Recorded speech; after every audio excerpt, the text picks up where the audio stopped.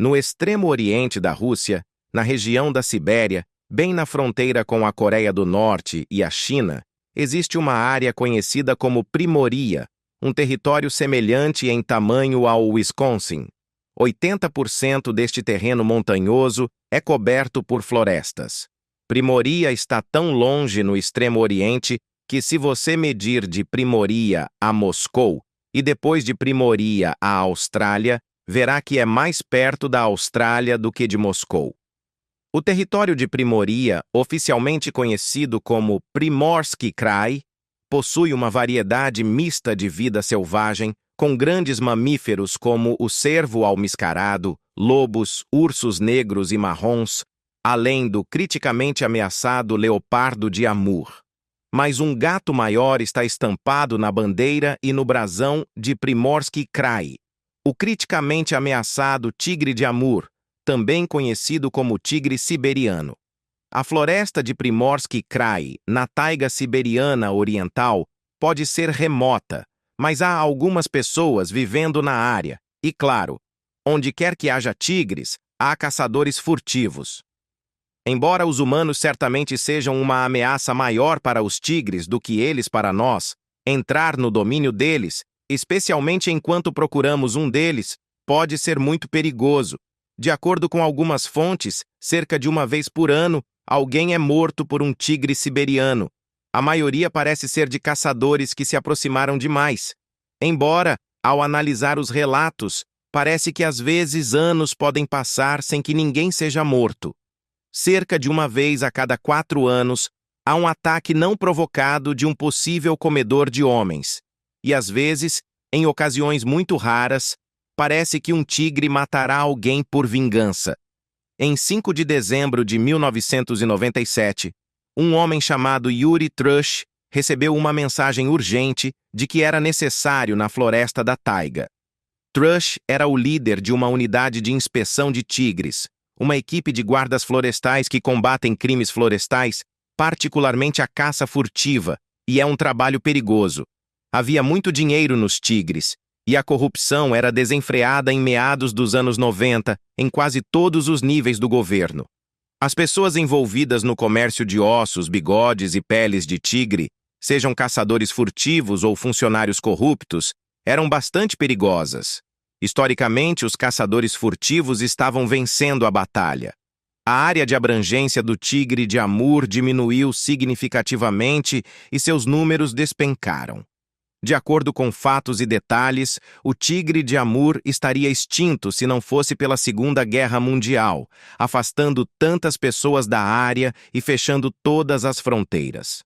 Uma proibição foi imposta à caça de tigres em 1947.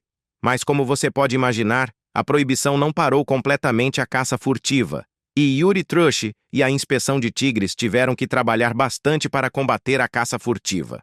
Mas desta vez, Trush não foi chamado para prender alguém por quebrar as leis da terra remota, mas para investigar um ataque de tigre. Viajar pelas florestas remotas de Primorsky Krai poderia ser traiçoeiro, e não apenas por causa dos tigres. Entrar nessa região do Extremo Oriente era como fazer uma viagem ao Velho Oeste, e eles tiveram que ir despreparados. Trush trouxe 2 de seus colegas de equipe com ele, Alexander Gorbarukov e Sasha Lazarenko. Eles viajaram em um velho caminhão do exército e estavam todos armados com facas, pistolas e rifles. No livro The Tiger, de John Valiant, ele os descreve como uma espécie de equipe tática da natureza. Eles são certamente homens sérios e bem preparados. Alguns poderiam chamar pessoas como Yuri de guardião dos guardiões. Enquanto Trush era soldado no Cazaquistão, ele era um atleta talentoso, ganhando uma dúzia de campeonatos regionais de caiaque e também ganhou muitos torneios locais de levantamento de peso. Ele era habilidoso em combate corpo a corpo, particularmente em karatê e aikido. Yuri era tão habilidoso que ensinava combate corpo a corpo à polícia militar.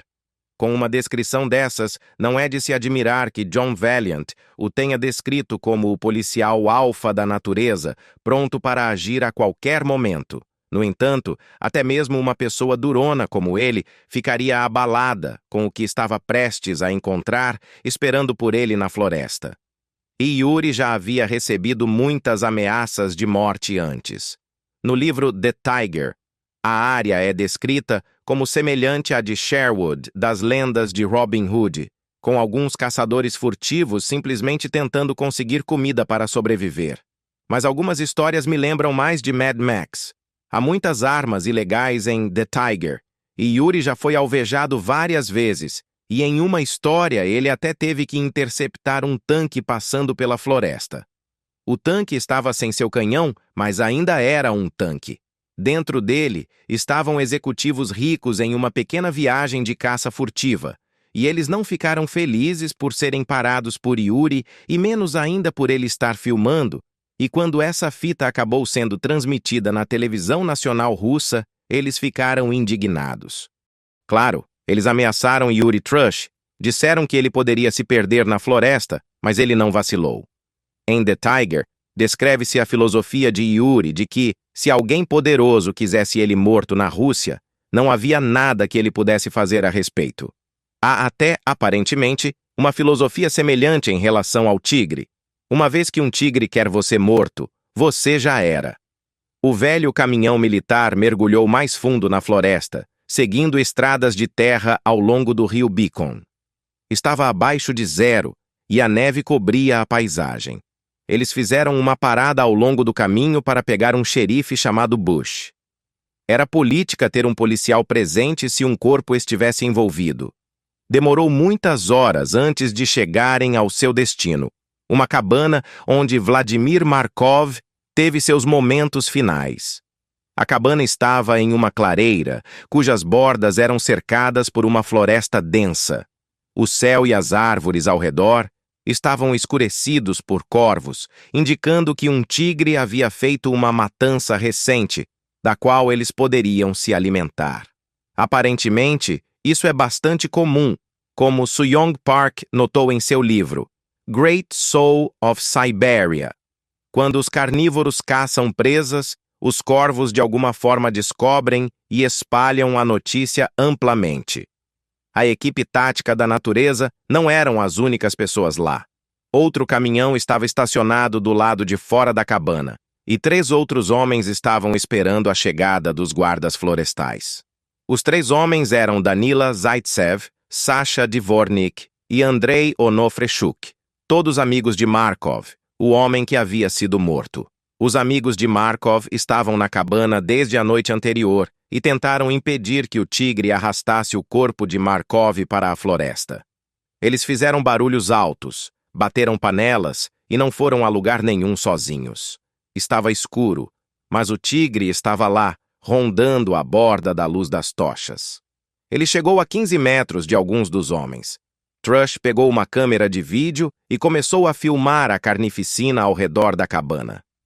Yuri e a equipe inspecionaram a área e encontraram os poucos restos de Markov, espalhados ao redor, uma pilha de roupas e ossos quebrados. Uma grande pegada, ou esporo, de um grande tigre circulava a cabana. A arma, que Markov provavelmente tinha, não foi encontrada. Markov e seus amigos sobreviventes haviam sido flagrados por Yuri Trush no passado por possuírem armas ilegais. É provável que eles tenham escondido a arma antes da chegada de Yuri. Mas no momento, Yuri não se importava com isso. Ele estava focado em tentar descobrir o que havia acontecido. Não apenas havia grandes pegadas de tigre circulando a cabana, mas também manchas na neve onde o tigre havia descansado por um tempo. A carnificina não se limitava apenas ao exterior. A cabana, que era mais um trailer com um galpão anexado, estava destruída por dentro. O tigre havia entrado e destruído praticamente tudo. Ataques de tigres acontecem, mas algo estava estranho nesse ataque. Algo estranho havia acontecido. Trush estava com seu cachorro, Laika. Cachorros e tigres geralmente não se dão bem na taiga, ou talvez em qualquer lugar. Mas, ao mesmo tempo, um cachorro com seu olfato e audição superiores pode ser um aviso antecipado para um tigre próximo. Yuri podia perceber pelo comportamento de Laika se um tigre estava por perto. E quando, naquele dia, Laika começou a latir e os pelos de suas costas e pescoço se arrepiaram, ele sabia que o tigre estava voltando. Como mencionado, Yuri Trush havia encontrado Vladimir Markov antes, mais de um ano antes do ataque do tigre. Enquanto Yuri Trush estava em uma patrulha de rotina, ele encontrou um texugo morto em um pote perto de um riacho próximo à cabana. Ele foi até a cabana e encontrou Markov lá. Markov tentou lhe dizer que o texugo havia sido perseguido para dentro do pote por cachorros e depois morreu no pote. Mas Yuri cortou o texugo com uma faca e encontrou um chumbo de espingarda. Agora, Yuri poderia ter colocado Markov em muitos problemas por ter uma arma e uma faca de caça, o que não era permitido na época, pelo menos não sem licença. Mas desde que Markov entregasse a arma, o que ele fez, Yuri deixaria passar. Trush era simpático com a população local e, embora ele perseguisse pessoas ricas e importantes e às vezes até policiais locais, com aqueles que estavam lutando para sobreviver, ele frequentemente deixava passar pequenas infrações. A vida é dura na taiga e na vila de Sobolinha, de onde Markov era. Sobolinha é uma pequena comunidade madeireira na floresta, longe da casa original de Markov, em Kaliningrado. Ele foi enviado para lá enquanto servia como paraquedista, como parte de um aumento de tropas devido às crescentes tensões entre a Rússia e a China na fronteira. Kaliningrado fica ainda mais longe de Sobolinha do que Moscou e, infelizmente, Markov nunca mais visitaria sua família, e eles também nunca fariam a jornada para vê-lo. Mas ele começou uma nova família na recém-criada Sobolinha.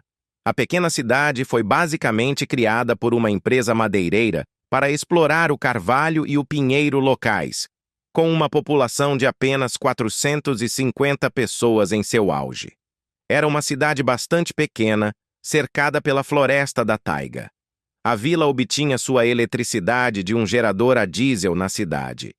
Pode não parecer um lugar ideal para viver, mas a princípio parecia um bom assentamento. A floresta ao redor fornecia caça, bem como frutas, nozes e ervas. A empresa madeireira fornecia empregos, mas também construíram uma escola, uma biblioteca, uma clínica, lojas e todas as outras coisas que uma pequena vila precisa.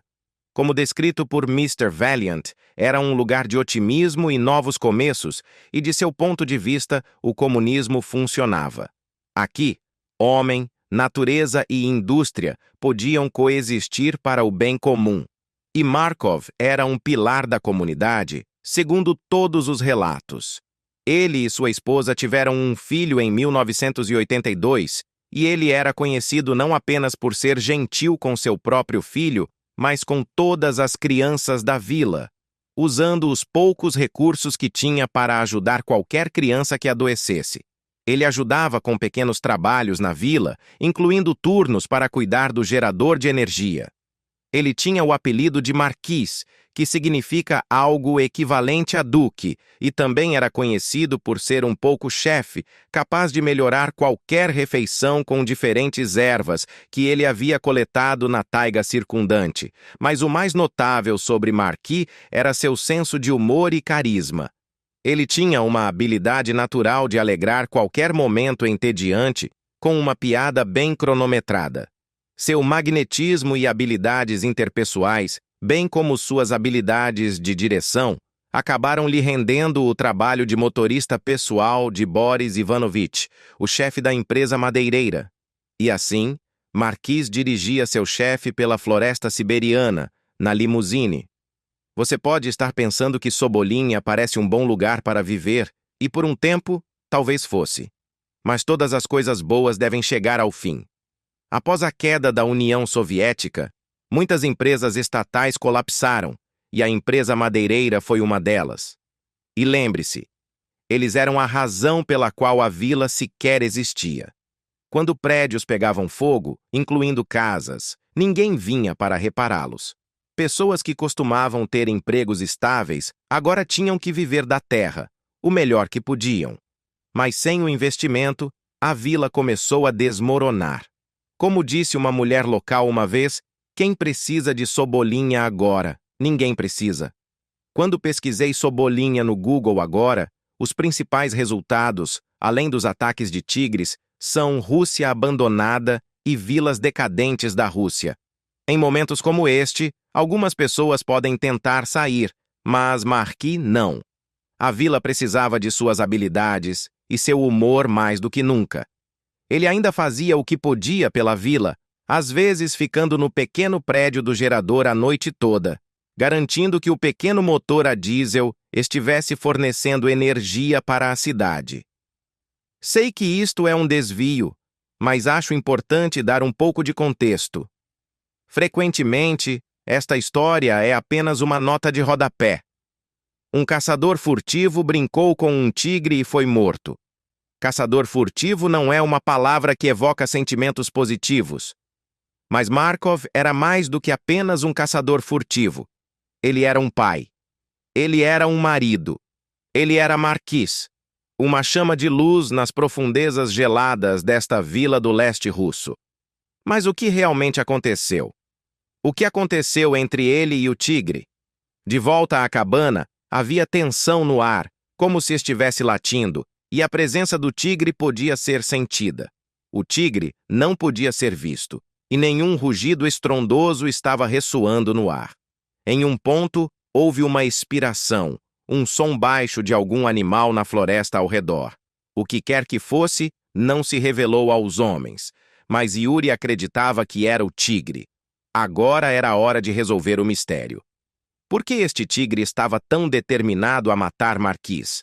Tão determinado que circulou a cabana várias vezes, aparentemente passando horas esperando na neve.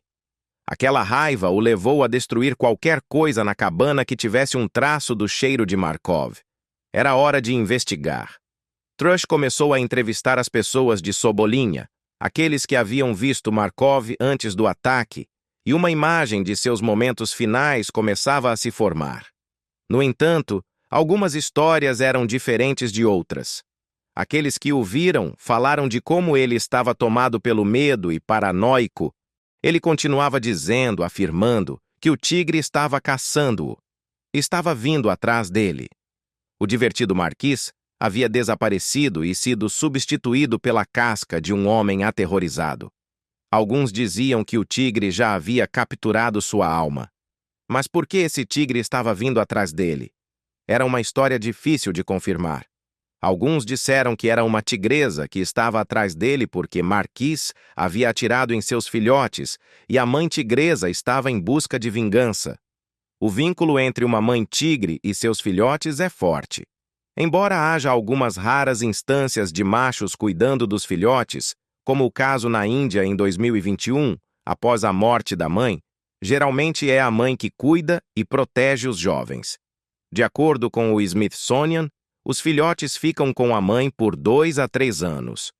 A história fazia sentido de certa forma, e na época, Yuri a aceitou. A ideia de Marquis matando filhotes de tigre parece cruel e brutal. E apesar da caça furtiva, é tabu entre os locais matar tigres. Ao mesmo tempo, o corpo inteiro de um tigre poderia valer milhares de dólares. Algumas estimativas chegam a 20 a 30 mil dólares. Acho que é uma quantia que muda a vida de qualquer pessoa vivendo no extremo Oriente Russo ou em qualquer outro lugar. No entanto, há um problema com essa teoria, e esse problema estava escrito na neve. As pegadas. Agora, a primeira coisa que as pegadas do tigre disseram aos homens foi que o tigre tinha uma lesão em uma das patas dianteiras, onde provavelmente havia sido baleado. Nada muito grave, mas estava mancando um pouco. Mas, em segundo lugar, as pegadas eram grandes demais para ser uma fêmea. Como afirmou Suyong Park em Great Soul of Siberia, o tamanho, a idade e o sexo dos tigres podem ser determinados por suas marcas de pegadas e pelo comprimento de seus passos, e essas eram pegadas de um grande macho. Há algumas alegações de tamanho bastante grandes de tigres siberianos do passado. Algumas eu estou um pouco hesitante em aceitar, E há uma teoria agora de que os maiores tigres foram todos caçados, roubando o pool genético desses grandes genes de tigres. Mas ainda havia grandes tigres na taiga, e esse grande macho pode não ter sido um recordista, mas Sasha Lazarenko, um dos homens da equipe de Yuri, disse que eram as maiores pegadas que ele já havia visto. Havia outras histórias das entrevistas. Talvez ele tenha prejudicado o tigre de outra forma. Parece haver um equilíbrio delicado entre os locais e os tigres, uma espécie de lei não escrita sobre como eles devem se respeitar. Muitos parecem sentir que se você deixar o tigre em paz, ele te deixará em paz. Eles não prejudicam você e você não prejudica eles. É quase como se um tigre fosse visto como semelhante a um humano, ou pelo menos colocado em pé de igualdade. Os povos indígenas da região referem-se ao tigre como Amba.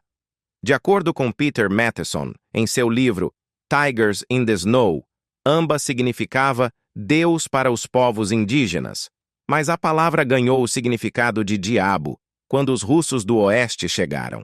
Parece que a palavra vai e vem, e para alguns é visto como o avô da floresta. De fato, o tigre não era referido como um tigre devorador de homens, mas como um tigre canibal. Comer um humano era visto como comer um dos seus. Ataques de tigres são raros, embora tenha havido alguns outros relatos ao longo da história recente.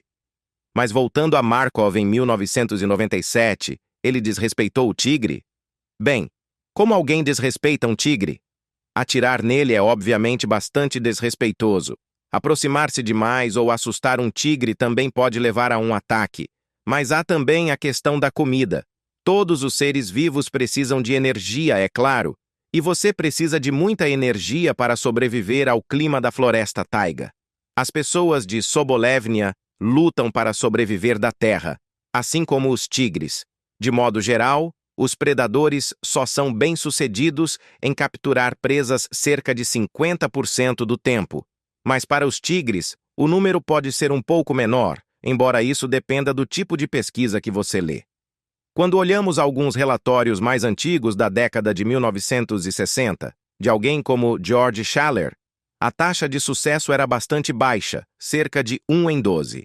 O Sr. Schaller é um biólogo e conservacionista que tem sido incrivelmente influente em seus anos como conservacionista, ganhando vários prêmios por seus esforços. Ele é mais conhecido, junto com Diane Fossey, por ajudar a proteger os gorilas das montanhas de Varongas. Seu livro, The Deer and the Tiger, foi um dos primeiros a tentar esse tipo de pesquisa. Isso foi feito com tigres na reserva de tigres de Canha, na Índia, e muitos pesquisadores, na época, pensavam que qualquer estimativa sobre a taxa de sucesso era basicamente um palpite. Se pulamos para 2013 e olhamos Tigers of the World, The Science, Politics and Conservation of Panthera tigris, segunda edição de Tilson e Niasse, obtemos um número mais alto, citando: estimates do extremo oriente russo são provavelmente mais precisas, porque as tentativas de caça foram reconstruídas a partir de rastros na neve. Pesquisadores relataram taxas de sucesso de 54% e 38% dos tigres Amur caçando javalis selvagens e veados vermelhos, respectivamente. Parece também que esses números mais altos vêm dos meses de inverno, quando, surpreendentemente, a taxa de sucesso pode ser um pouco maior, possivelmente devido a uma vantagem do tigre na neve em relação aos ungulados, como o veado e o javali que ele caça. Dito isso, tudo depende.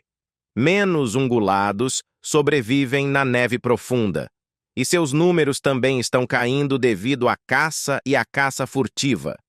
Tudo isso para dizer que, quando um tigre consegue pegar um javali no inverno, ele não quer se separar de sua caça.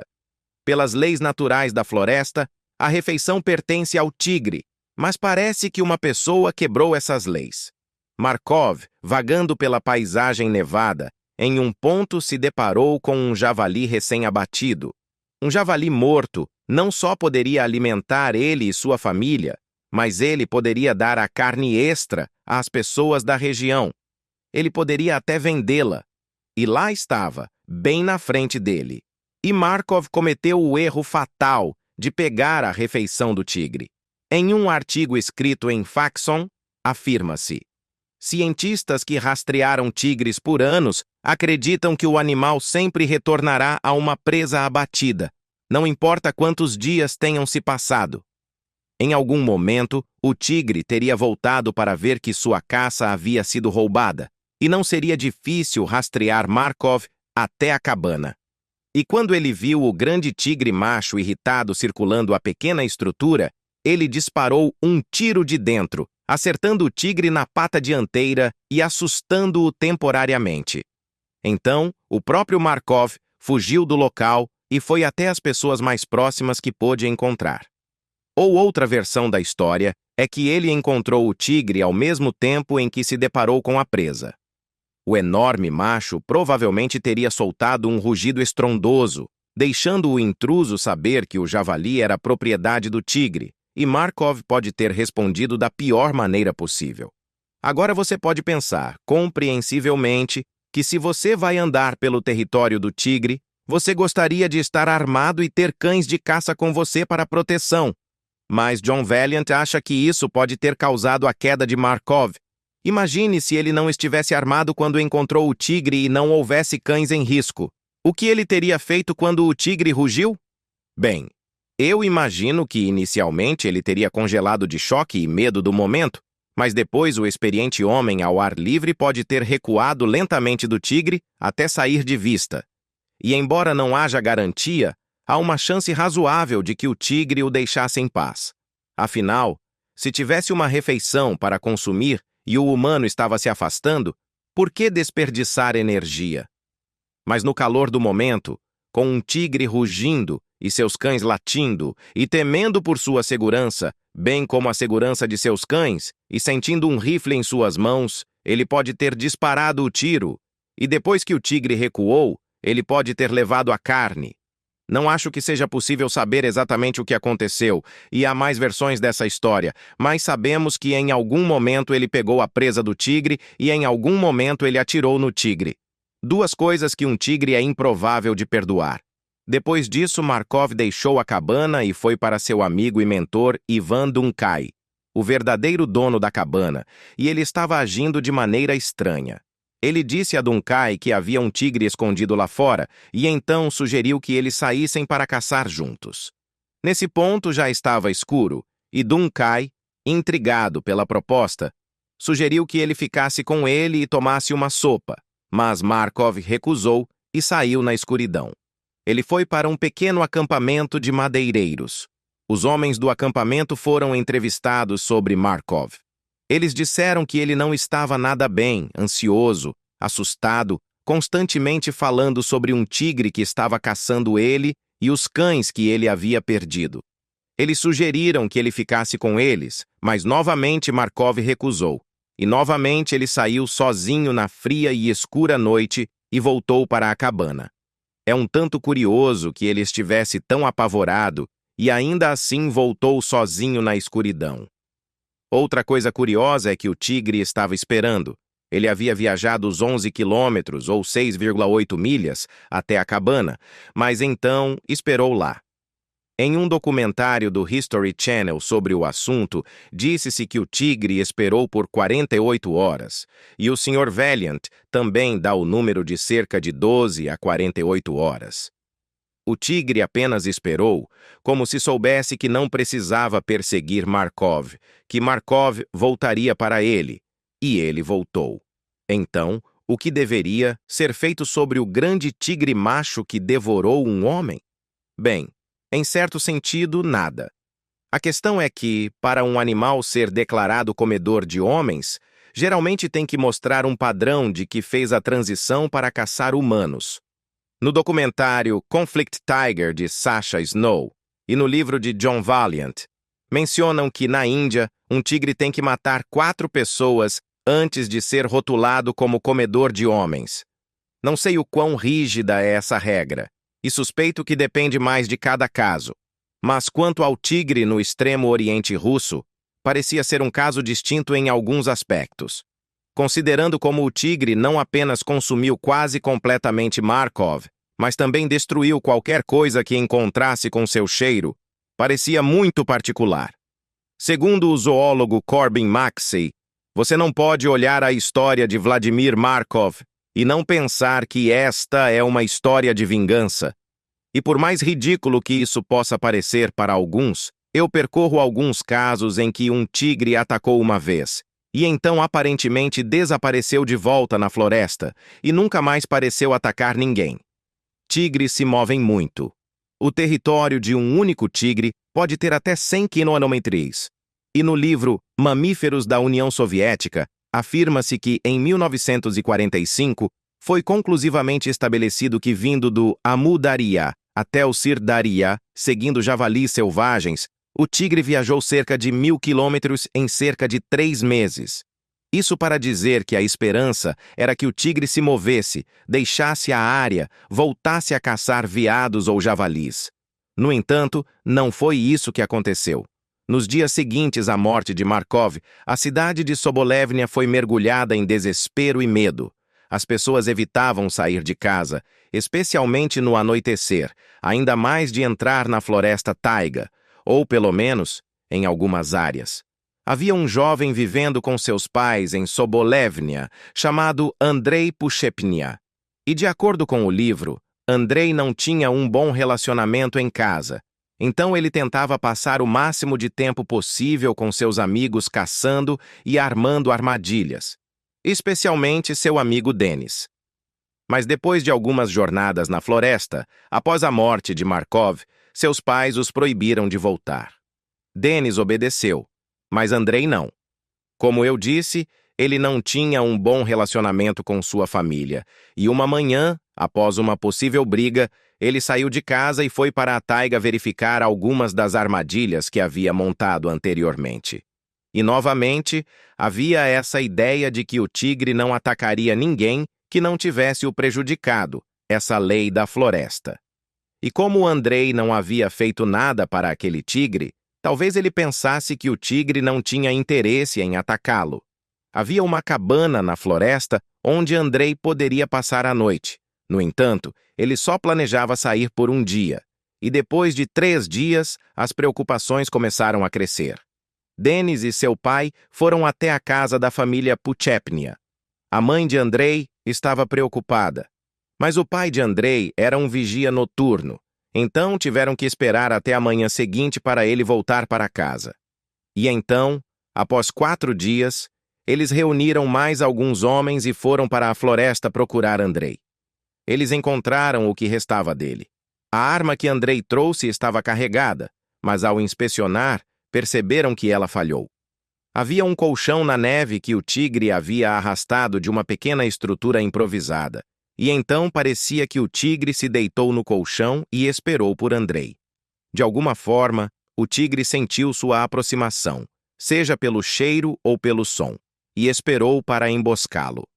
Quando a notícia chegou a Trush em 15 de dezembro, atingiu-o duramente e quase todos o responsabilizaram pessoalmente, dizendo que ele deveria ter caçado o tigre imediatamente, que foi culpa dele que um jovem inocente havia morrido.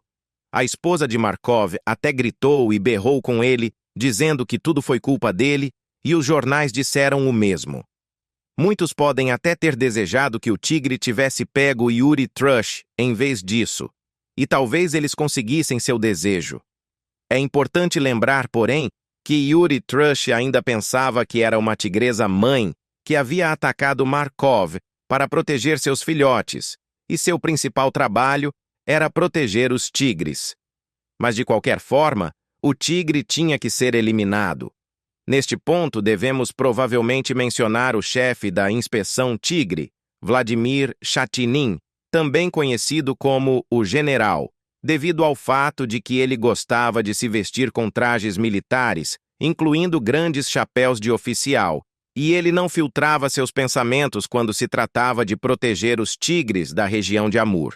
Há até uma entrevista onde jornalistas britânicos perguntaram a ele como os tigres poderiam ser salvos, e ele simplesmente não disse.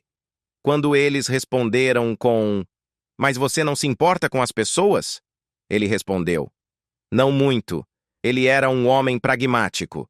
Assim que ouviu sobre o primeiro ataque de tigre, ele enviou um fax para Moscou pedindo permissão para atirar no tigre. Por que pedir permissão imediatamente para matar o tigre se os detalhes não eram conhecidos? Bem, ele realmente não planejava matar o tigre, mas ele sabia como o sistema funcionava e os processos burocráticos lentos para obter permissão. Então ele pediu antecipadamente, apenas no caso. E quando o tigre atacou novamente, ele já tinha a autoridade para matá-lo. A caça estava aberta. 2 caminhões cheios de homens armados chegaram a Sobolevnia. Yuri Trush e outros 6 foram até o local do ataque para tentar confirmar com certeza se era o mesmo tigre. E depois de examinar os rastros e notar a claudicação no passo do tigre, eles confirmaram o que já pensavam. Era o mesmo tigre.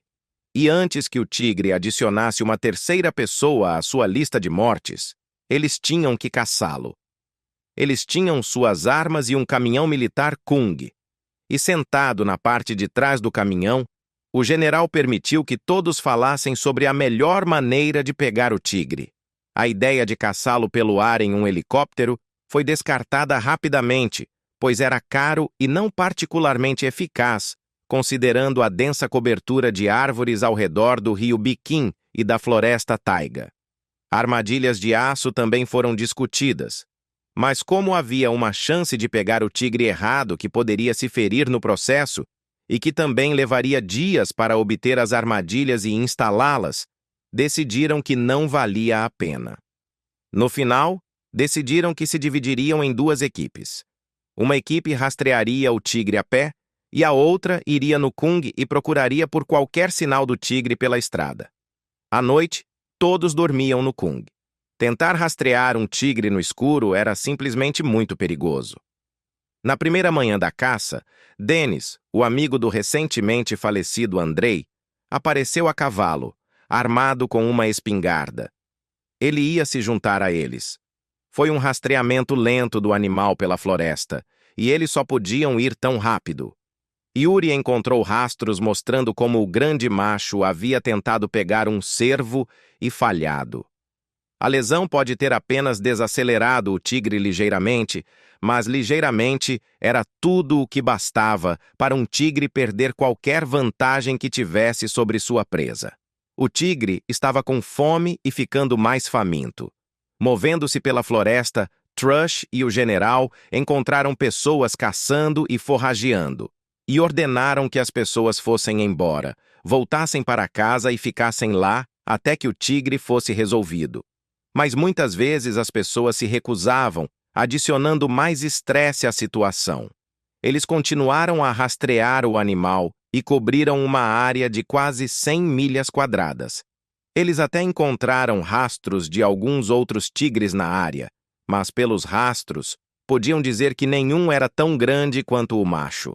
À medida que continuavam a rastrear o tigre, aconteceu o que Trush temia. O tigre mudou de direção e chegou bem perto dos arredores da aldeia. Trush disse que podiam ver Sobolini e estavam a apenas 200 ou 300 metros de distância. Os rastros foram para o oeste, na floresta, ao redor da aldeia, e agora estava escurecendo e eles não podiam mais rastrear o tigre. Assim que a noite caiu, alguém da equipe colocou todos dentro de casa. À meia-noite, o gerador foi desligado e Sobolini ficou no escuro. O único som era o latido dos cães. E Trush pensou que talvez o tigre pegasse um cachorro durante a noite, mas ele estava errado.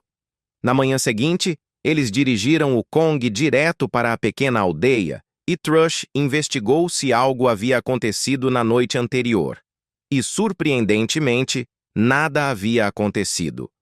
Nenhum animal, cachorro ou, mais importante, humano, havia sido ferido, e quando os rastros do tigre foram localizados novamente, ficou claro que o tigre, por qualquer motivo, não se aproximou da aldeia, apesar de toda a comida facilmente disponível.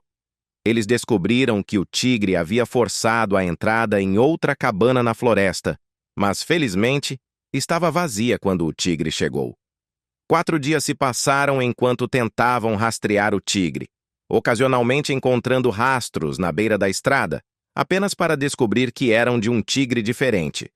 Eles estavam procurando o tigre canibal há mais de uma semana, mas finalmente encontraram mais rastros, desmontaram do Kong e seguiram os rastros até uma clareira. Lá estavam Trush e 2 de seus homens. Um deles, Bayonka, colocou a mão para testar um dos rastros do tigre.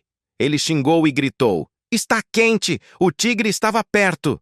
Eles foram pela clareira em direção à floresta, procurando qualquer sinal do tigre, mas antes de chegarem à linha das árvores, um rugido como trovão explodiu ao redor deles. O rugido de um tigre pode ser tão alto que ninguém consegue julgar de qual direção o som está vindo. No entanto, de alguma forma, o tigre estava lá, na clareira, bem ao lado dos homens.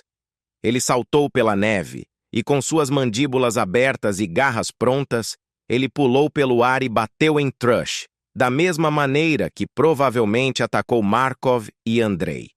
Misericordiosamente para Yuri Trush, ele não estava sozinho. E nos poucos momentos em que o tigre saltou sobre ele, os 2 outros homens dispararam 11 tiros contra o tigre, e o próprio Yuri conseguiu disparar 2 vezes. O tigre ainda foi em direção a Trush. Pelo impulso ele foi arranhado, mas seu walkie-talkie bloqueou um golpe possivelmente letal do tigre. E ele não conseguiu dar a mordida final no pescoço, pois o rifle de Trush havia entrado na garganta do tigre.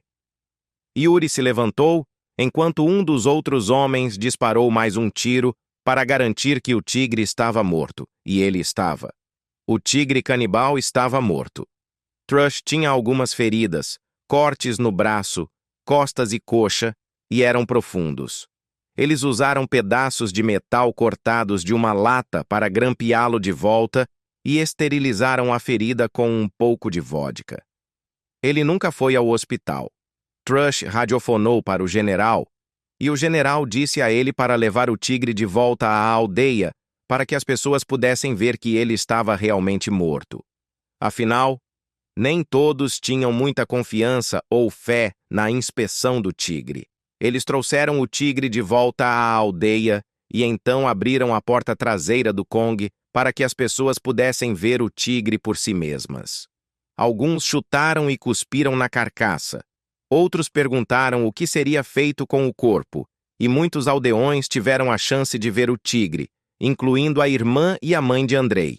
Depois de um tempo, o general levou Yuri de lado e disse a ele que era hora de levar o tigre embora. Eles dirigiram para a floresta e começaram a esfolar o grande gato. Eles também acenderam uma fogueira. O general já havia queimado muitas peles de tigre para evitar que acabassem em mãos erradas e no mercado negro, mas decidiu não queimar esta. Quando os homens começaram a cortar o tigre, perceberam que ele tinha muito mais ferimentos do que inicialmente pensavam.